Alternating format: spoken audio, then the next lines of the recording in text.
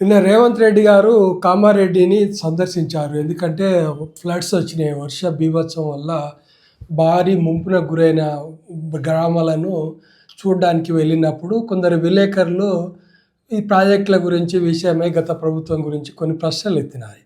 వేసినప్పుడు రేవంత్ రెడ్డి గారు ఏమన్నారంటే మామ ఆనిముత్యము అల్లుడు స్వాతిముత్యం అని ఏదో చెప్పిండు. తెలివితేటలతో మామ అల్లుడు ఏమనుకుంటారంటే ఒక ఆయన స్వాతిముత్యం అనుకుంటాడు, ఇంకొక ఆయన ఆనిముత్యం అనుకుంటాడు. అంటే ఇప్పుడు ఇక్కడ మన దేశంలో ఎవరు ఆనిముత్యమో ఎవరు స్వాతిముత్యమో చెప్పాల్సింది ప్రజలు. ఎందుకని చెప్తున్నాను ఈ విషయం అంటే, చంద్రశేఖరరావు గారు తెలంగాణ రాకముందు బాగా గుర్తుంది నాకు. తెలంగాణ వచ్చిన తర్వాత రామోజీ ఫిలిం సిటీలో అంతా గవర్నమెంట్ ల్యాండ్ ఉంది, దాన్ని మొత్తం నాగళ్ళు పెట్టి దున్నిస్తా అన్నాడు. దాన్ని మర్చిపోయాడు. N convention center, Nagarjuna N convention centers కూలగొడతా అన్నాడు చంద్రశేఖరరావు గారు. గవర్నమెంట్ వచ్చినాక 10 ఏళ్ళు పాలనలో ఉన్నారు. ఏనాడు కూడా రామోజీ ఫిలిం సిటీని కానీ ఎన్ కన్వెన్షన్ సెంటర్ని కానీ టచ్ చేయలేదు. ఇదే రేవంత్ రెడ్డి గారు ఎలక్షన్ల ముందు మేము గెలవంగానే చంద్రశేఖరరావు అవినీతిని ఎండగడతాము, జైల్లో పెడతాము, కేటీఆర్ను జైల్లో పెడతాము, హరీష్ రావుని జైల్లో పెడతాము, అంతా అన్యాయం జరిగింది, చాలా నష్టపోయింది రాష్ట్రము, చాలా డబ్బును వాళ్ళు వెనకేసుకున్నారు, అక్రమాలు చేశారు అని ఎన్నో చెప్పిండు. అన్ని ప్రజలు నమ్మారు, ఓట్లు వేశారు, గెలిపించారు. 20 నెలలు అయింది.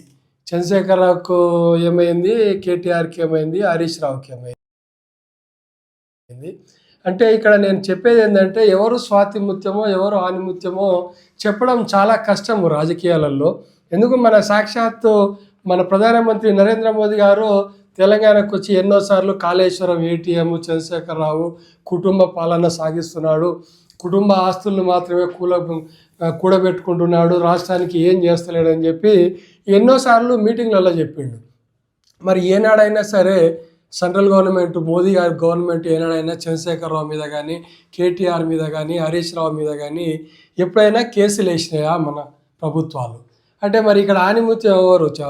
ఆనిముత్యం మన రేవంత్ రెడ్డి గారా, చంద్రశేఖరరావు గారా, కేటీఆర్ గారా, హరీష్ రావు గారా, మరి ప్రధానమంత్రి నరేంద్ర మోదీ గారా? ఎవరు స్వాతిముత్యం ఎవరు ఆనిముత్యమో చెప్పాలా రేవంత్ రెడ్డి గారు? ఇలాగే చెప్పుకుంటూ పోతే చాలా విషయాలు ఉన్నాయి. ఇప్పుడు రేవంత్ రెడ్డి గారు ఇంత చేసి కేటీఆర్ని ఏదో జైల్లో పెడతాడు అనుకున్నాము, హడావుడి చేసారు. చంద్రశేఖరరావుని ఏదో జైల్లో పెడతాం, హరీష్ రావుని ఏదో జైల్లో పెడతామని హడావుడి చేసి ఇప్పుడంతా సైలెంట్ అయిపోయారు. దీనికి కారణం ఏంటంటే రాజకీయ కారణాలు ఉండవచ్చు, నాది అభిప్రాయం తప్పు కూడా కావచ్చు. కానీ ఇక్కడ ఏదో ఒక బలమైన కారణం అయితే నాకు కనిపిస్తుంది. అదేంటంటే ఇప్పుడు రాష్ట్రంలో పంచాయతీ ఎలక్షన్లు ఉన్నాయి. ఇక రాబోయే కాలంలో ఎలక్షన్లలో బీజేపీ బలంగా తయారయ్యే పరిస్థితి ఏర్పడినప్పుడు బీఆర్ఎస్ లేకపోతే కాంగ్రెస్కు బీజేపీ చాలా గట్టి సవాళ్ళను ఇస్తుంది.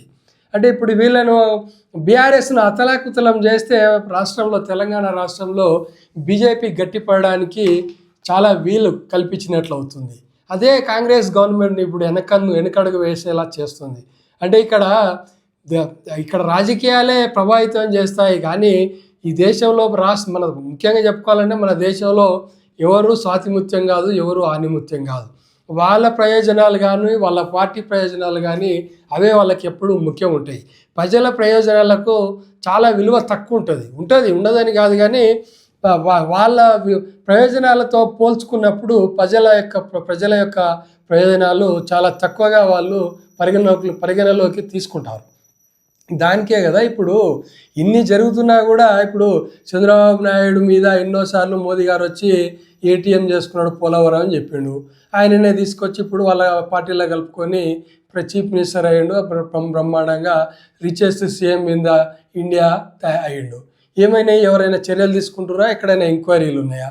జగన్మోహన్ రెడ్డి మీద కేసులు ఉన్నాయి. ఏమవుతుంది? ఏమైనా ఎంక్వైరీలు అవుతున్నాయా? ఏమైనా ఆయన జగన్మోహన్ రెడ్డి ఏమైనా జైలు పోయిండా? ఎక్కడా మన దేశంలో ఎవ్వరూ స్వాతిముత్యం కాదు రేవంత్ రెడ్డి గారు. ఊరికే మనం చెప్పుకునే వాళ్ళ మామ స్వాతిముత్యం, ఆయన ఆనిముత్యం అని. మన దగ్గర కూడా అందరు ఆనిముత్యాలు స్వాతిముత్యాలే. నా వీడియోలు చూస్తున్నందుకు ధన్యవాదాలు. నచ్చితే సబ్స్క్రైబ్ చేయండి, షేర్ చేయండి.